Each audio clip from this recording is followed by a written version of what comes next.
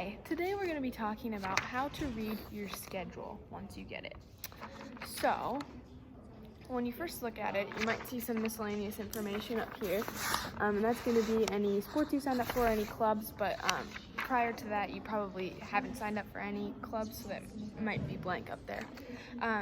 But on the side, the left side here, you're going to see all of your blocks. So it's going to be 1, 2, and 4, which are going to be pretty straightforward. It's just 90-minute blocks, and then blocks 3 is split up into 3 sections. Yes. You also might have, if you have driver's ed your first year, that'll also appear up in the top, and it'll be in like whatever quarter you'll have driver's ed, and that depends on your birthday. So you might have that in your schedule, you might not.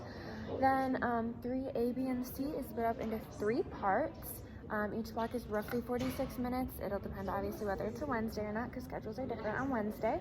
And so you can have a class 3A, B, or C, and you can have your lunch, which will fall into one of those blocks. So you might have a 3A lunch, it'll say lunch, 3B lunch, etc. But there are also classes that go on during 3A, B, and C. So you might have, there's a 3A, B block, and that would be like a class that runs throughout both of those skinnies, so it would be during 3A and B. Or you might have a 3AC class. Those are both in there. If you have no scheduled course written for that, then you don't have a class for that. You might also have a class that's 3AC, so then it'd be, you have class 3A, then you have a break for lunch, and then you all come back together. Then otherwise, you might, so if you're in like certain like band ensembles, you might not have a lunch written in. You still do have a lunch, it's just a little bit different with band and choir. So if you have jazz band, I know this question comes up a lot, but it might not say that you have a specific like lunch time. It might say jazz instead. So you might have a class for 3A, B, and C, but jazz goes every other day, depending on which jazz you're in. And they'll allow you to eat beforehand as well for about like 15 minutes beforehand. So you'll always get a lunch. It just might not say it on there if you have jazz. And that can also be true for choirs. It probably won't be true your freshman year, but once you get into the higher like levels, you can audition for auxiliary choirs, and then that would be during your lunch. So then you might also not have a lunch, but they'll let you eat before class. So overall, your blocks 1, 2, and 4 are going to be 90 minutes and pretty straightforward there. And then your third block is split into 3. Yes. And then the other thing is the room numbers. So you'll get your teacher, but you also get a room number as well.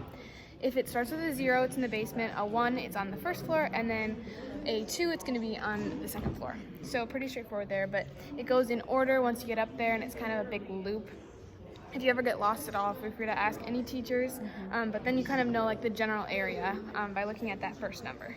Yeah, and then also passing periods between block 1 and block 2 is 10 minutes, and then block 2 and 3A is 5 minutes, block 3A and B is 5 minutes, B and C is 5 minutes, and then C and 4 is 5 minutes.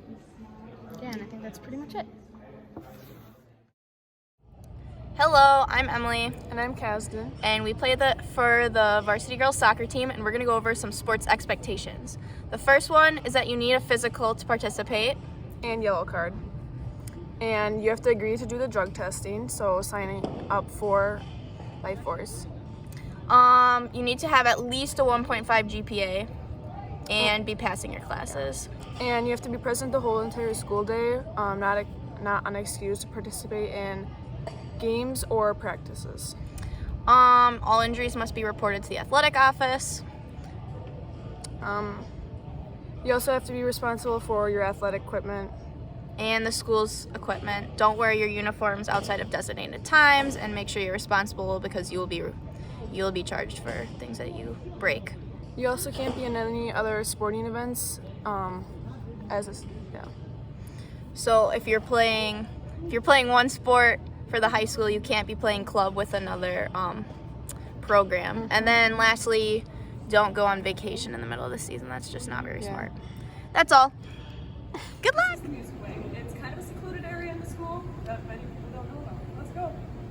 And as we turn the corner, we see the benches that are available to just relax on.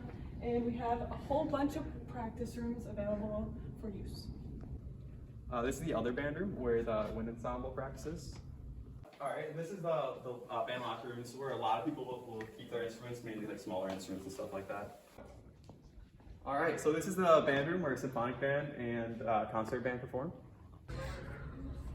Here is the choir room. As you can see, it doesn't look how it's supposed to look because we currently had a show in here. So this is the choir room. You come here for choir. It's in the music wing. There's the piano over there. We're just having... Yeah, no, this is a really cool room. Typically there's like risers up. That's where you like sit for class. So yeah.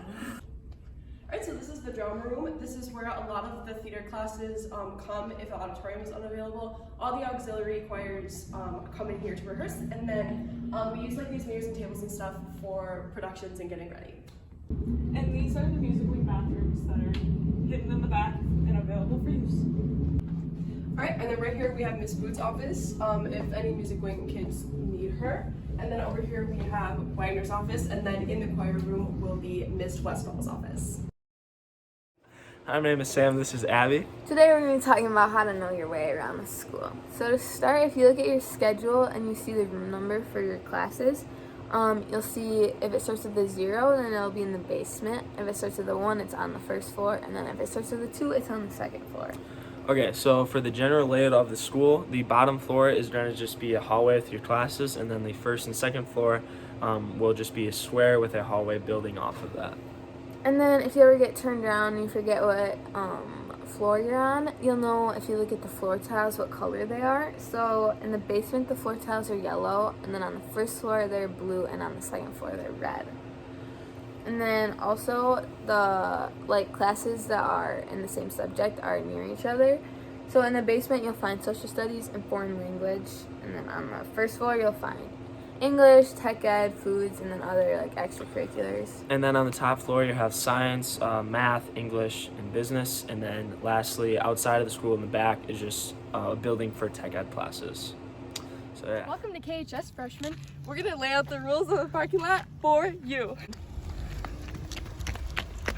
No running in the parking lot, and make sure to check for cars when you're walking. If you're biking to school, make sure you're walking your wheels and parking them in our nice, beautiful bike racks. If you're getting picked up or dropped off from school, make sure you're getting in and out of your car very quickly so the line can continue to move. This is where you can get picked up and dropped off. And then you can continue to follow our wonderful sidewalks up to the main entrance. Don't litter in our parking lot and pick up any trash that you see throughout the lot. Cool it with the horns.